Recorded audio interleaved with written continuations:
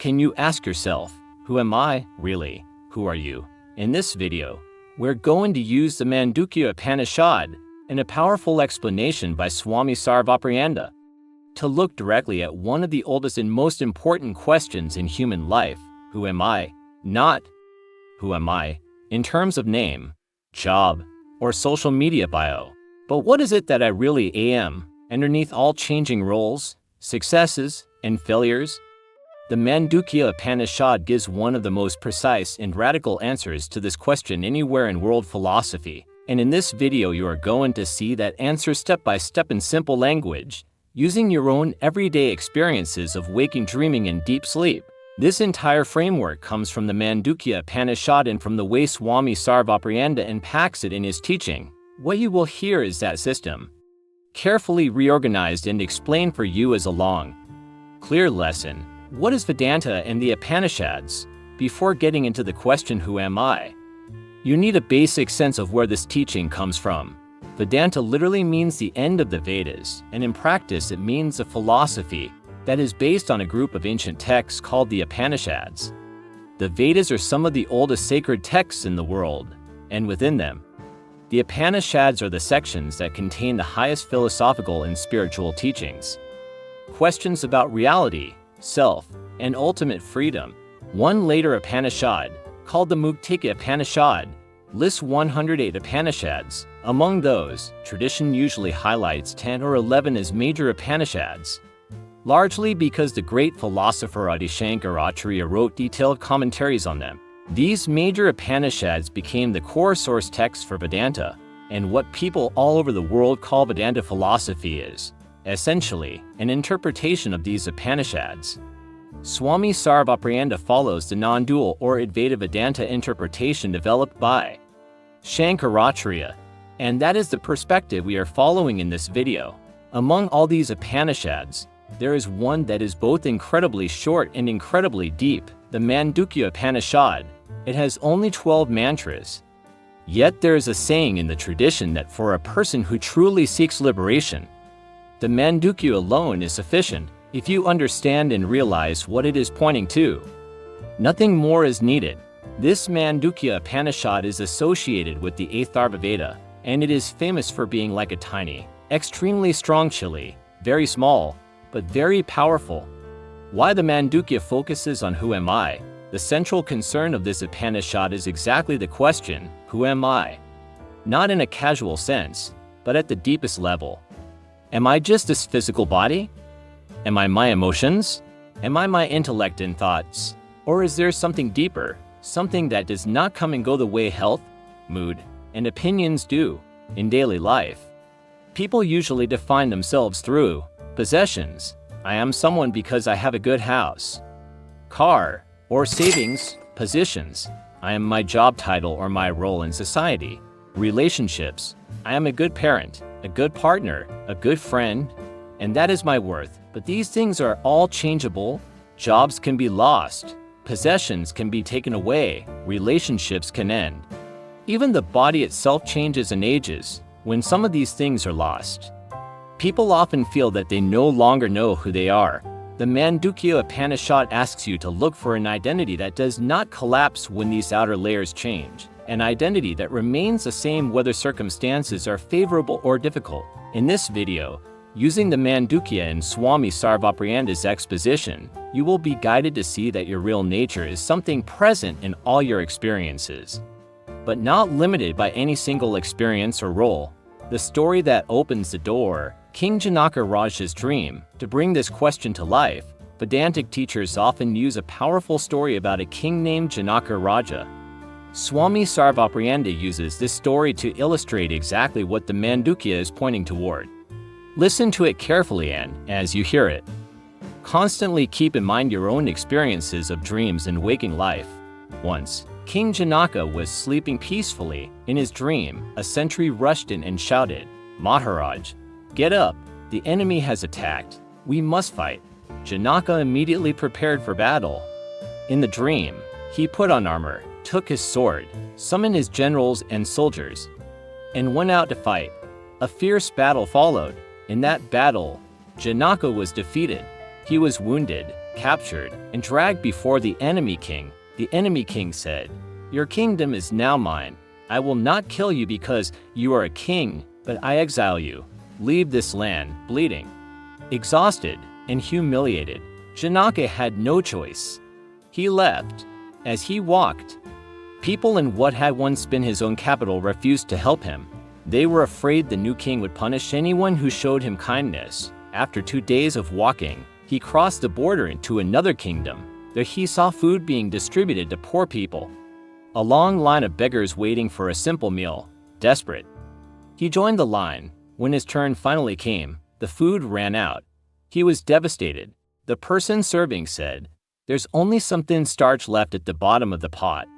If you want, I can give you that." Janaka agreed. They poured the bit of liquid into a bowl and handed it to him. As he raised this meager food to his lips, a bird swooped down, struck the bowl, and knocked it from his hands. The bowl fell, rolled into the dust, and the food spilled on the ground. That was too much. Overwhelmed by pain, exhaustion, hunger, and humiliation, Janaka collapsed to the ground and cried out from the depth of his heart, "God!" At that exact moment, he woke up.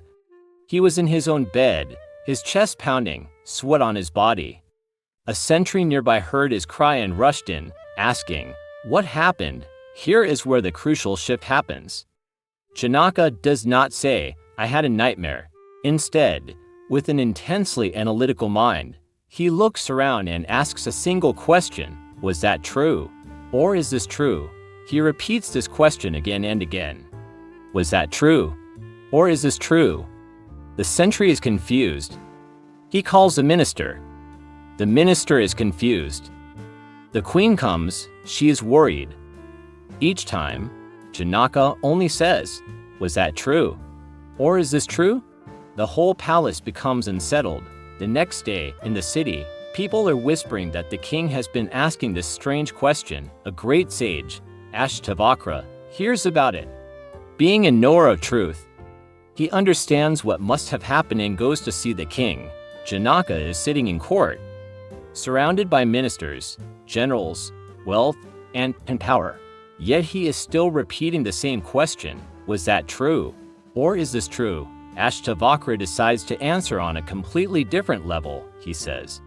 In effect, when you were lying in the dust in that other kingdom, bleeding, hungry, defeated, were all these things here: your palace, your throne, your wealth, your queen, your ministers? Ashtavakra continues, and now, as you sit here surrounded by power and comfort, is that battlefield defeat here? Those wounds, that extreme hunger, the spilled food, are they here? Janaka says, "No, they are not here." Then comes the crucial point. Ashtavakra tells him, "In essence, neither that is true, nor this is true in the way you think. Both are changing scenes. But you, the witness of both the dream and the waking state, you alone are the truth." This is exactly the key that the Mandukya Upanishad and Swami Sarvaprianda use. The truth is not any one particular scene or state, but the one who is present in and through all states. 3 states you already know: waking, dream, and deep sleep. Now bring this closer to your own life. You do not need belief or blind faith to follow this. You only need to be honest about your own experience. Every day, you pass through 3 familiar states: the waking state, the dream state, the deep sleep state.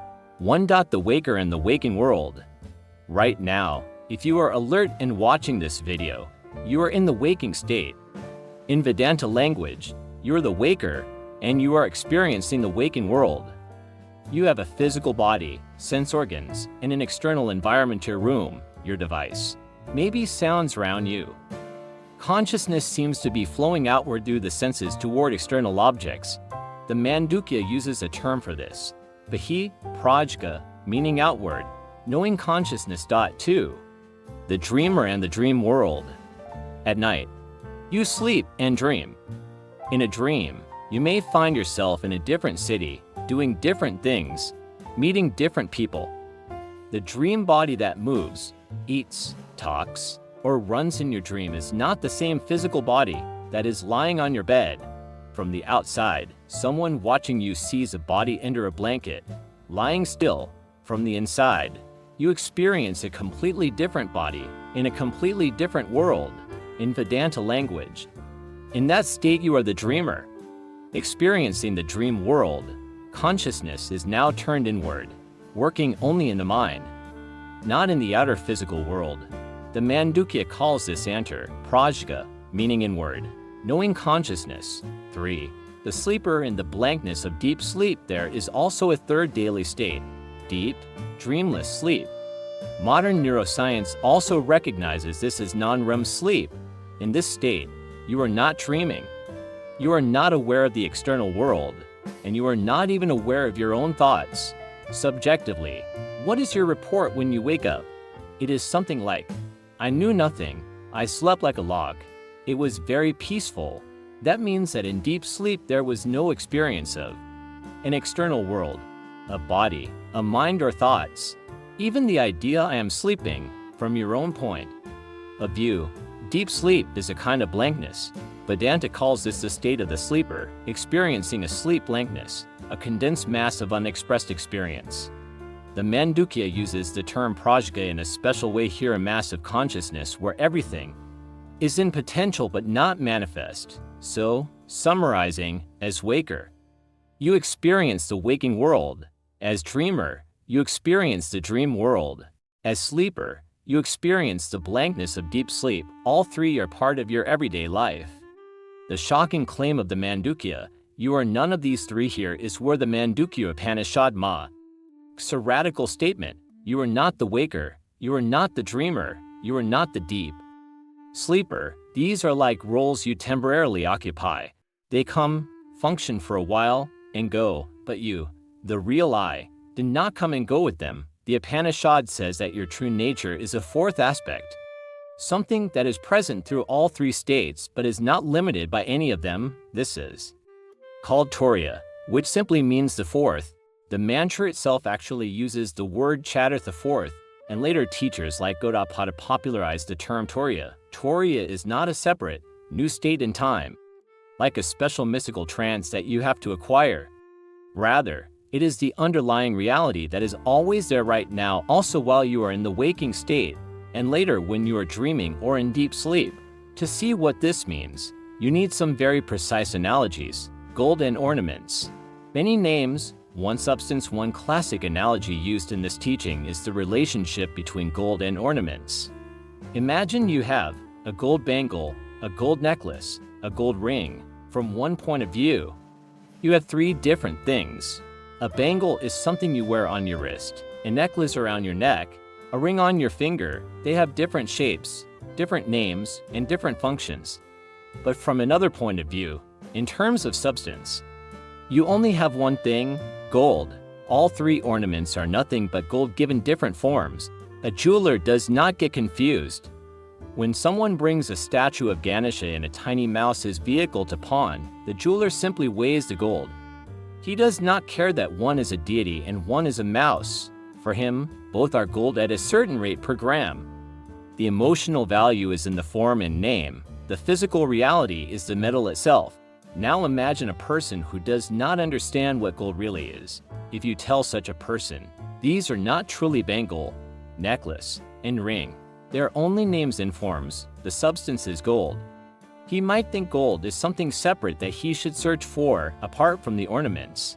If he throws away the bangle, necklace, and ring and goes looking for pure gold somewhere else, he will never find it, because gold does not exist apart from those forms. On the other hand, if he thinks the bangle itself is gold, the necklace itself is gold, when the bangle is gone, gold is gone.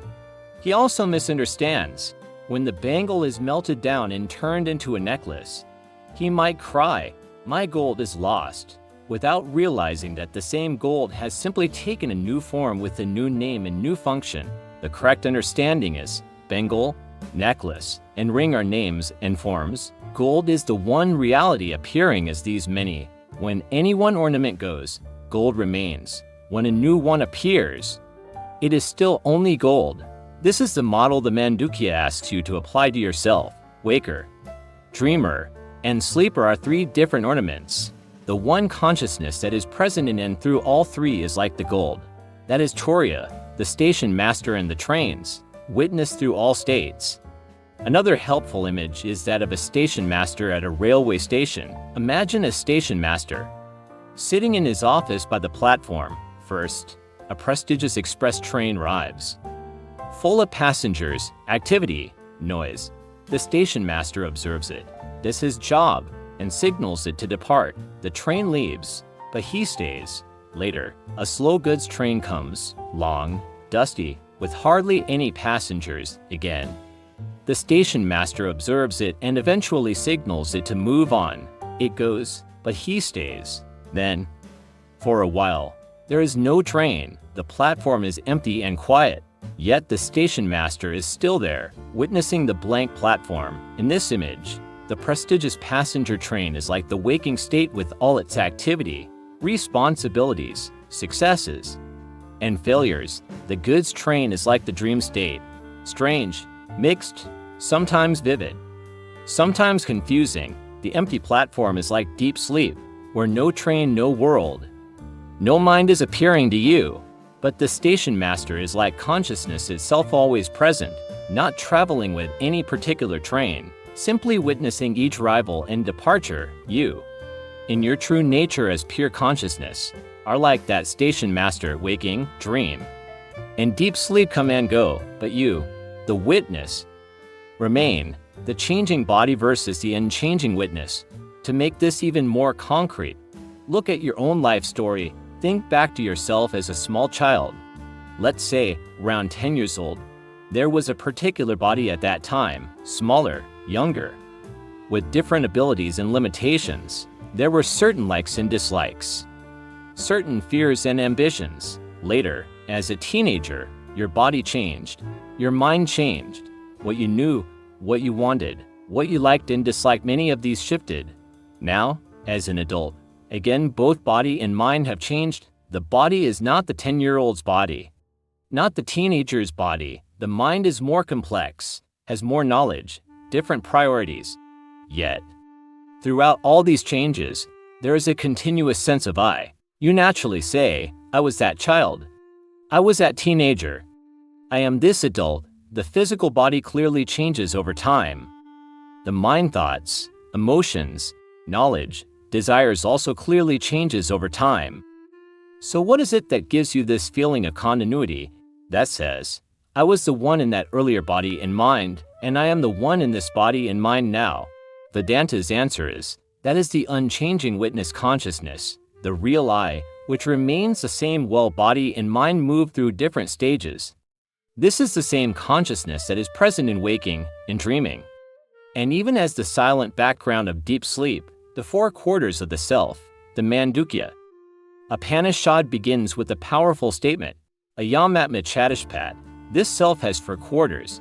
You can think of these as four aspects or four ways in which the same reality appears. The first quarter, the waker, experiencing the waking world. The second quarter, the dreamer, experiencing the dream world. The third quarter, the deep sleeper, experiencing blankness. The fourth, the Turiya, your real nature, which is not any of the first three, but is present in and through all of them. Among these four, the text says that three are false in the sense that they are not your ultimate nature. One alone is truly real.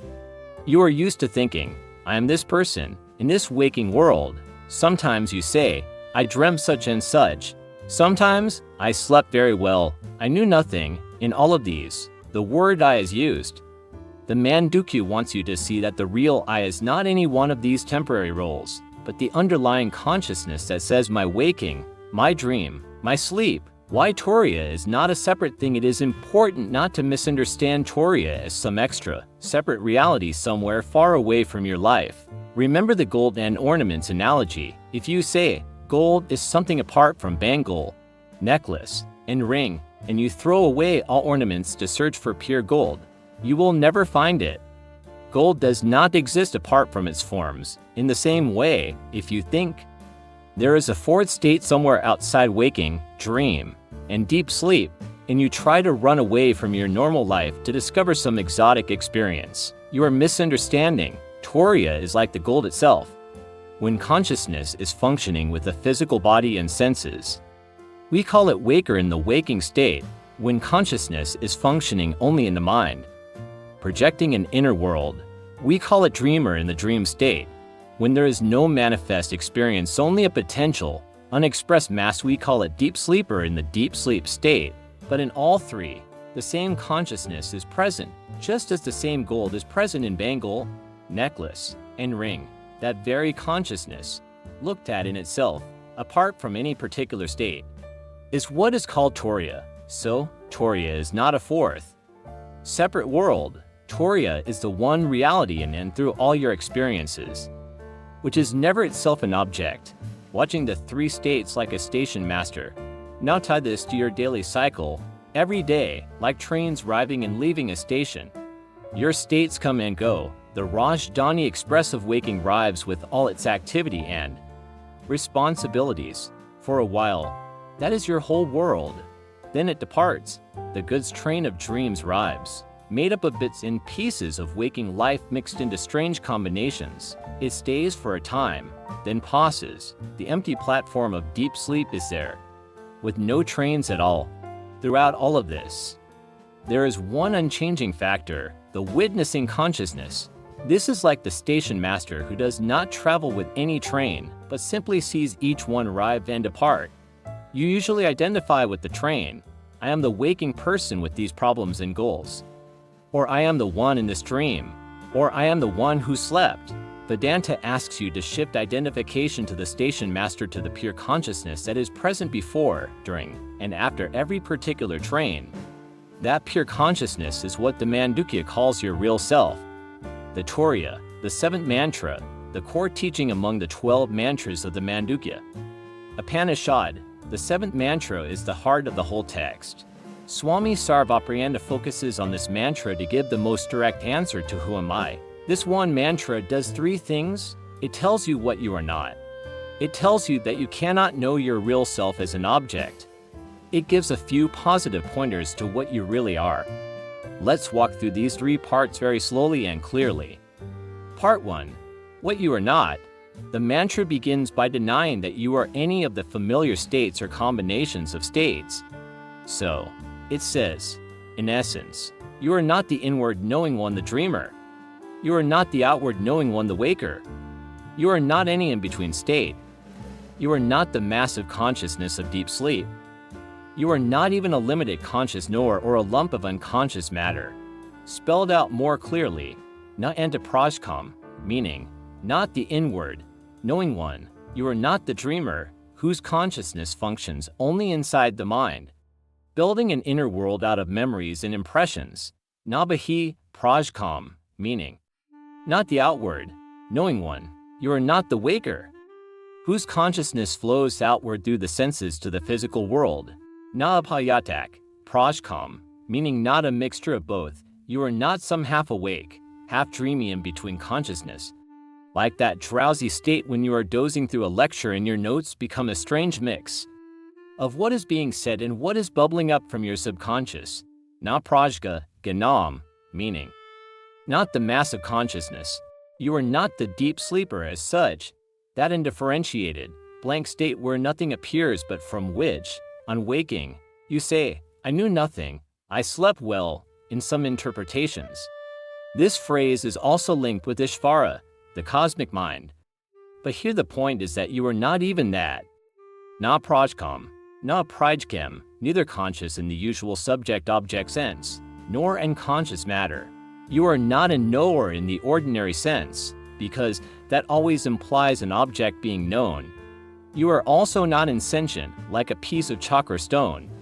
So this first part is a total negation, not the waking person, not the dream person, not the deep sleep blank knower, not God as a separate cosmic knower in this specific sense, not inert matter.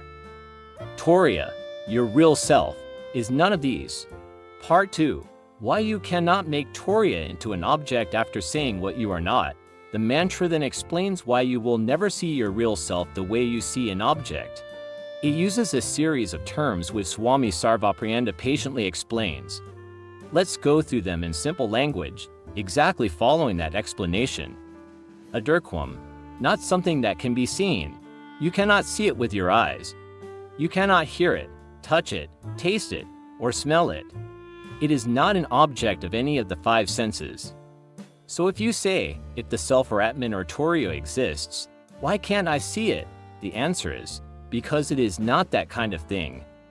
Saying if I cannot see it, it does not exist works for something like an elephant in a room, but not for things that are not objects of sight at all. Avivaharium, not available for transaction. You cannot use it as an object in the world. You cannot buy it, sell it, push it, or pull it.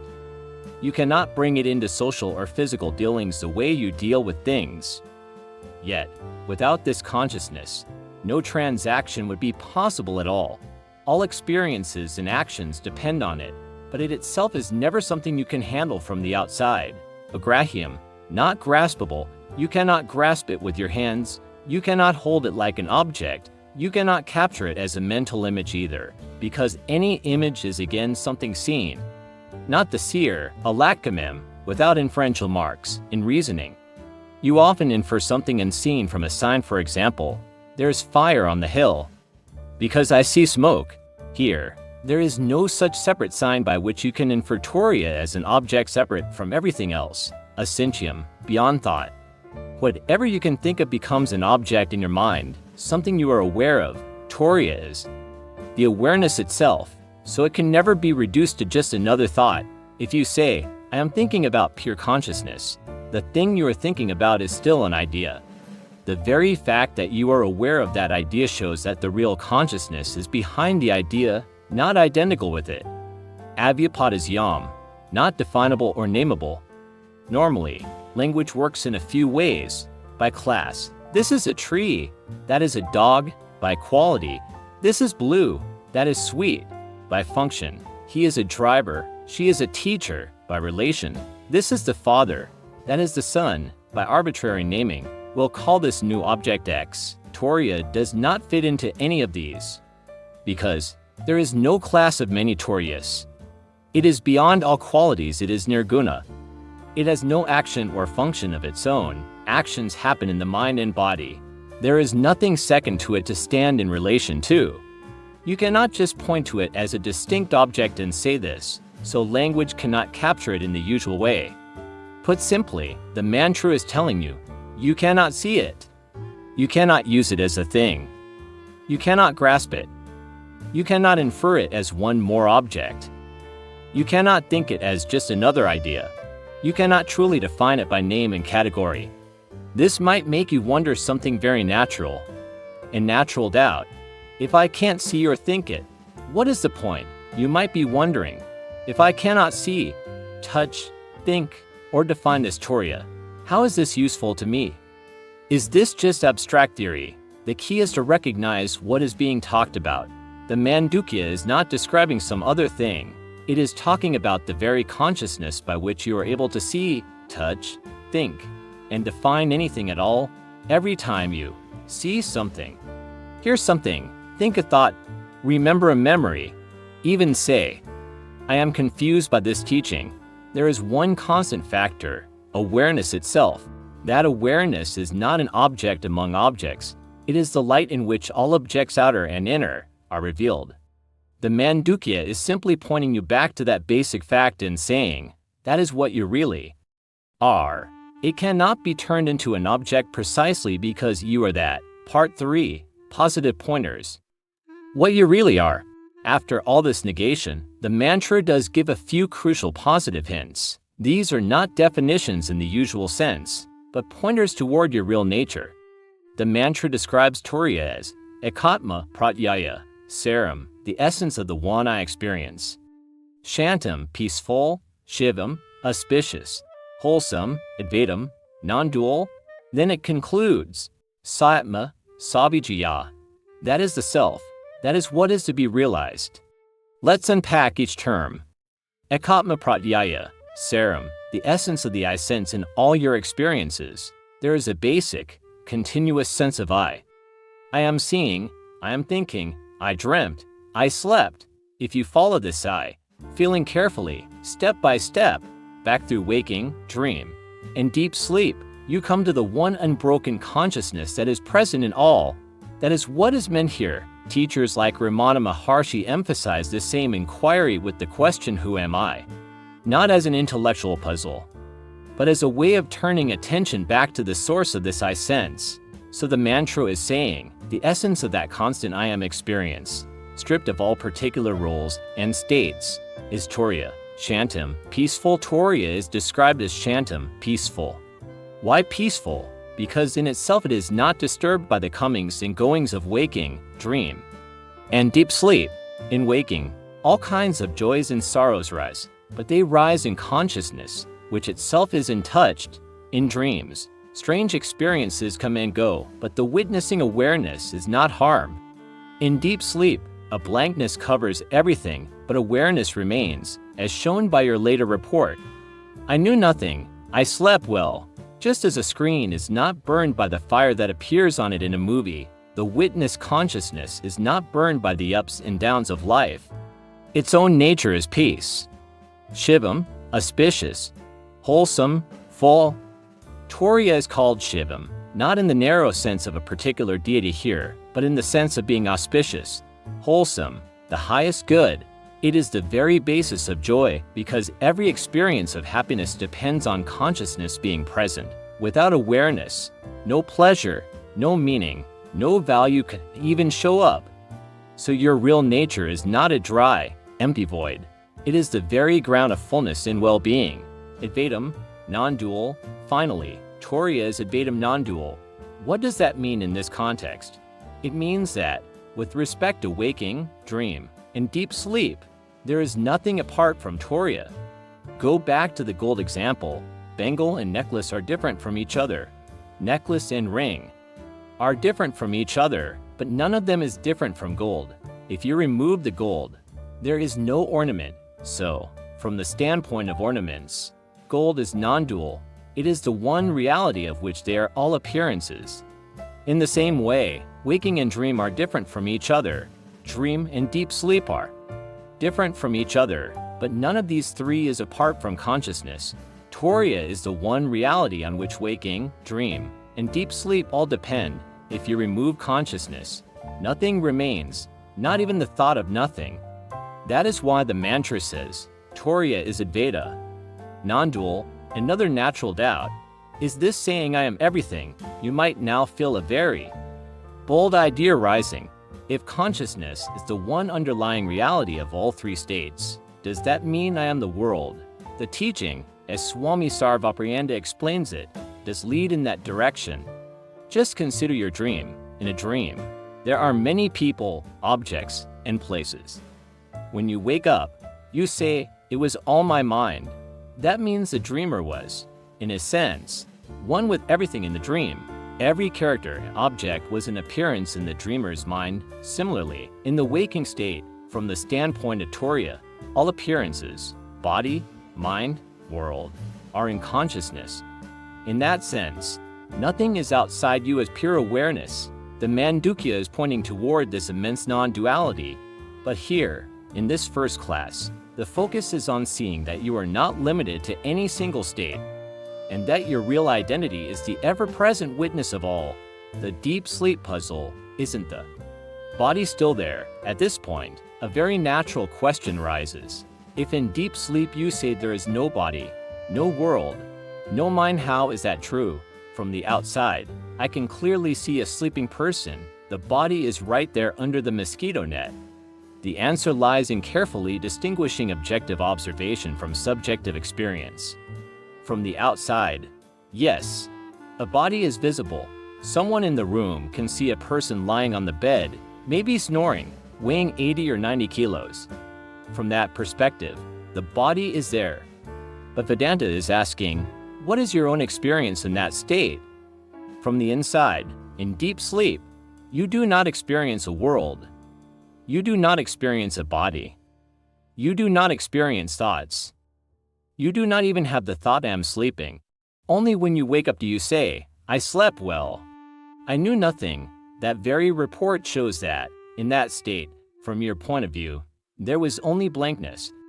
When the Mandukya says there is no world, no body, no mind in deep sleep, it is speaking from this subjective standpoint, the standpoint of the individual's own experience. Bringing it together, the witness of all three, now collect everything you have seen so far. You pass through waking, dream, and deep sleep every day. In each state, there is a different world and a different you. Waker plus waking world. Dreamer plus dream world. Sleeper plus blankness. All of these change. None of them stays permanently. Yet there is a continuous sense of I that owns all of them, my waking, my dream, my sleep. The Mandukya, as unpacked by Swami Sarvaprianda, says, that continuous I is not any particular state. It is the witness consciousness, the Turiya, that is present before, during, and after all three, like gold in all ornaments, like the station master through all trains. This consciousness is your real identity. It is, beyond being just a waking person, beyond being just a dream person, beyond being just a blankness of sleep. It cannot be seen, touched, thought, or defined as an object, because it is the very subject in all possible experiences, and the Mandukya concludes, that is, the Atman, the self, that is what is to be realized, practical takeaway for now, without adding any new disciplines beyond what is in this teaching. There are already a few very practical shifts you can begin to make just from understanding this first video. Start to notice. In daily life, how everything you call me is changing. Body, moods, thoughts, roles. At the same time, notice that there is a quiet sense of being that does not come and go with each change. A simple I am that is present in all experiences. When you think of your dream, see how real it felt from inside and how unreal it looks now. Then ask, in the same way, how real is this waking state from the standpoint of the unchanging witness?